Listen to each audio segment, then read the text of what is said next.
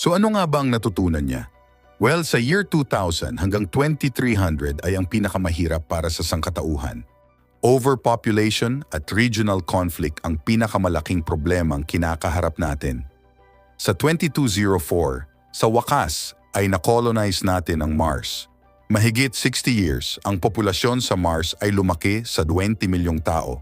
Ngunit sa 2265, ay nagkaroon ng ilang uri ng sakuna sa buong planeta, tulad ng isang malaki at malakas na impact na nagwasak ng buong kolonya at hindi na sinubukang muli. Sa 2309, nagkaroon ng medium-scale na digmaang nuklear na sumira sa karamihan ng Europe. Tanging mga bansang Baltic at Scandinavian lang ang nakaligtas na kung kaya't ang kanilang wika ay isang English-Scandinavian hybrid lang. Ang digmaang ito ay magiging pandaigdigan at tatagal ng 80 years at karamihan sa populasyon